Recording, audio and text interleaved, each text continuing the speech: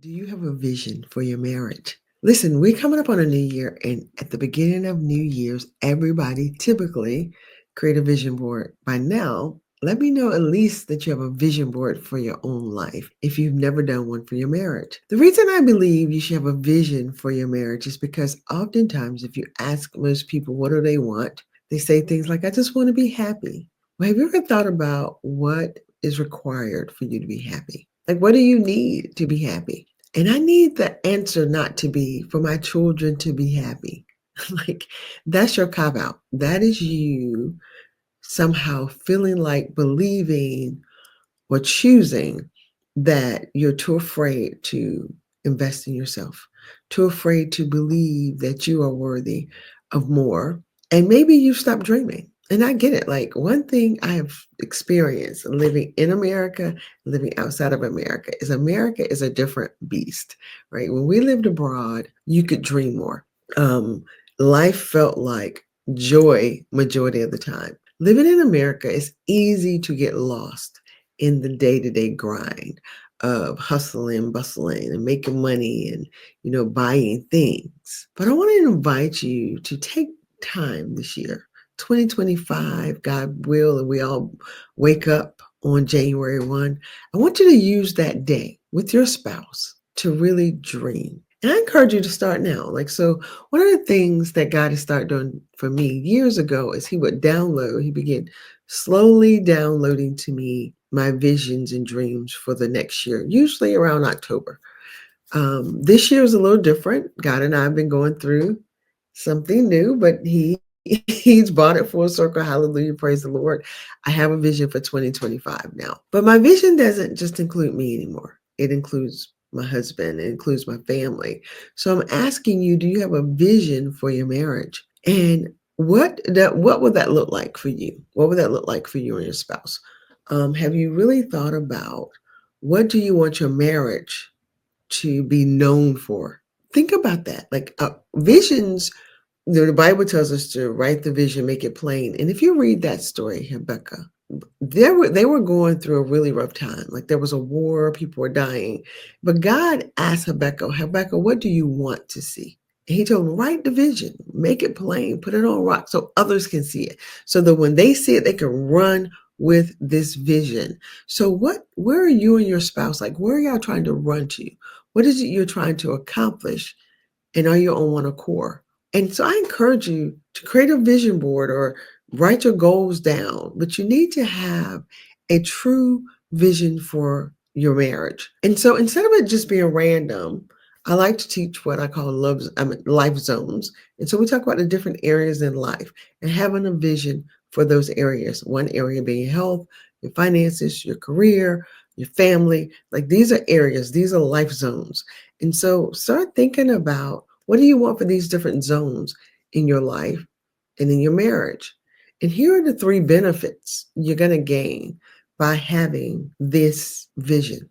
So one of the things that happens when, as a husband and a wife, you decide to shift your marriage from maybe just a typical traditional marriage to one where you're inviting God to come in and to heal the things of your past. And so before I can tell you the three benefits of having a vision, I want to share with you that to get there, God is going to start messing with your marriage, messing with you, not to ruin it, but to invite you to grow. See, the hurt, the pain, the disappointment, the frustrations, the fighting with each other, God isn't doing that. That's not being allowed because your spouse is a butthole or you're horrible or they're evil. No, God is inviting you all to shift your perspective, invite him in, and heal the hurt and the pain that you won't focus on because you're focusing on something as silly as your husband, your spouse left the cabinet open, or when he takes out the trash, he doesn't put the trash bag in.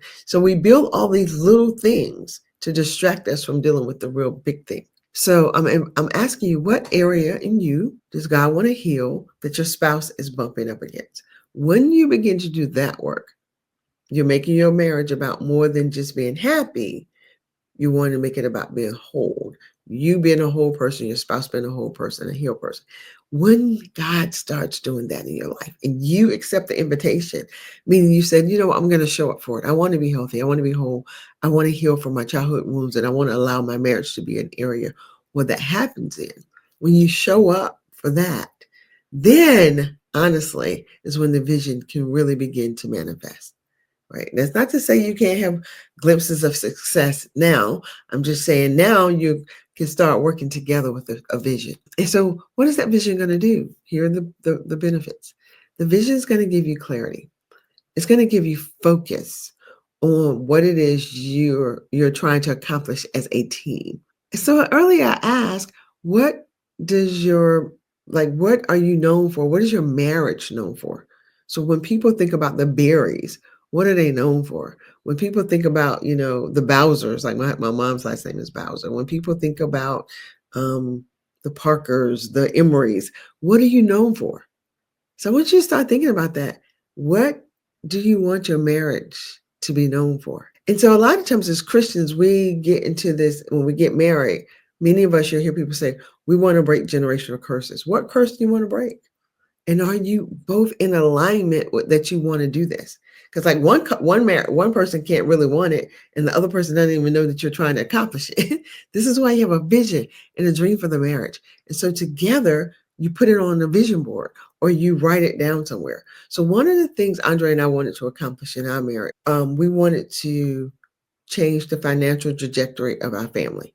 Right? We didn't want the children to be burdened with things like debt and not knowing how to manage money. And so, what's wonderful about seeing that manifest now, Bryson's 22, Brianna's 20, I'm sorry, EJ is 20. And to hear them talk about, like the other day, EJ was saying she and her partner are going to use the envelope system. That's because we taught them that. Bryson is now doing things like he buys stocks, he trades. Whenever he needs money, he make a trade.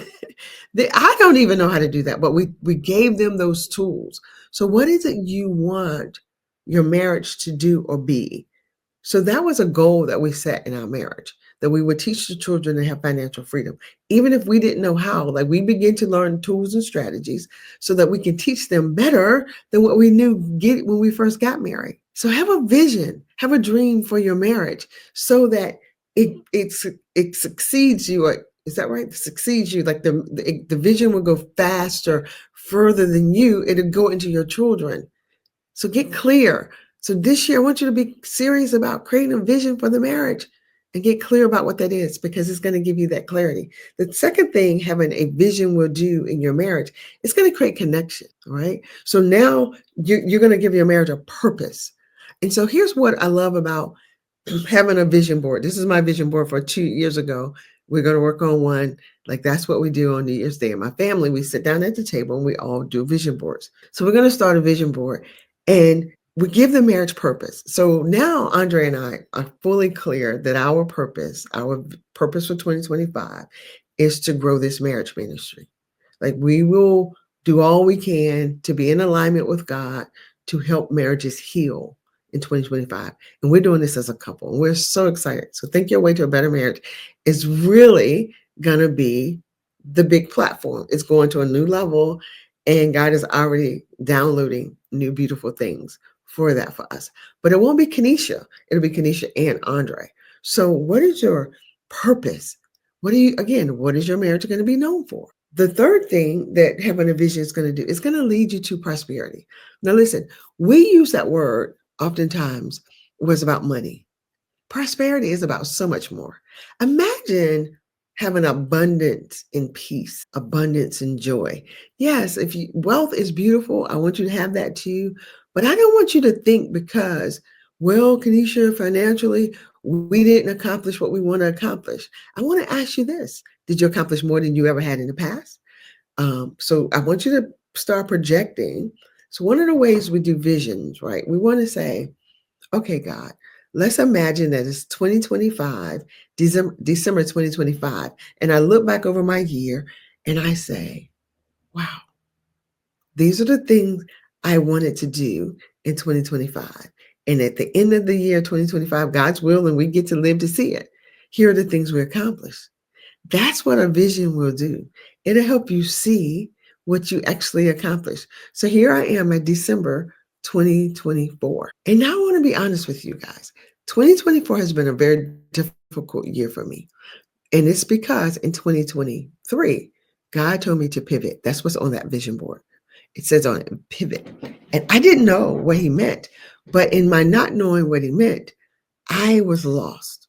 And I was looking to everyone else instead of sitting quietly before God, trying to figure it out. And when I could not figure it out, when he said to pivot, I knew he was asking me to give up my coaching, but I didn't understand why. So he gave me these books, the children books, and now the books are flying off the shelf and people are like ordering them and organizations order. So I was like, okay, he wants me to focus on the books, but I would not let the coaching go. 2023.